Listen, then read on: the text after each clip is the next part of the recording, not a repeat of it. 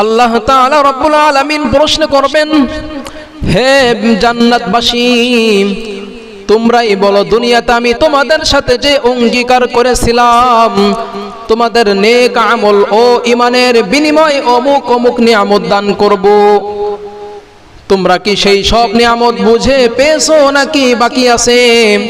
তখন জান্নাতবাসী সকলেই এক বাক্যে বলবেন, হে আল্লাহ, হে আল্লাহ, আপনি আমাদেরকে যে নিয়ামত দান করেছেন তার চেয়ে বড় নিয়ামত আর কি হতে পারে? আপনি আমাদের সাথে কৃত অঙ্গীকার পরিপূর্ণরূপে পূরণ করেছেন। আমরা আমাদের সকল আমলের বিনিময় প্রাপ্ত হয়েছি। আপনি আমাদের সব ধরনের নিয়ামতই দান করেছেন। এখন আর কোনো কিছুর প্রতি আমাদের কোনো আগ্রহ নেই। আমরা সব ধরনের শান্তি সুখ পেয়েছি। সাত স্বপ্নের কিছুই বাকি নেই আমাদের। এরপর আর কি অবশিষ্ট থাকতে পারে? হাদিস শরীফে আছে, ওইখানেও উলামা ইকরামের প্রয়োজন হবে।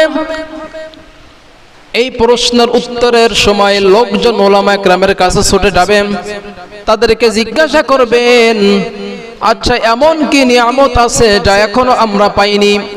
উলামা ইকরাম বলবেন, হ্যাঁ, এখনো একটি নিয়ামত বাকি আছে, তোমরা আল্লাহ তাআলার কাছে তার দিদারের প্রার্থনা করো। তখন সকল জান্নাতবাসী এক কণ্ঠ হয়ে আরজ করবেন, হে আল্লাহ, এখনো একটি মহান নিয়ামত বাকি আছে, আর তা হলো আপনার সাথে দিদার।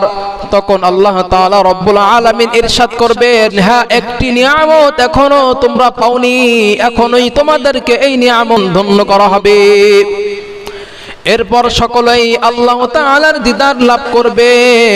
আল্লাহ তাআলা রব্বুল আলামিন দিদার লাভ করার পর জান্নাতবাসীর কাছে এই নিয়ামতের তুলনায় পূর্বের প্রাপ্ত সকল নিয়ামতই খুব সাধারণ মনে হবে এটি হলো সর্বশ্রেষ্ঠ নিয়ামত।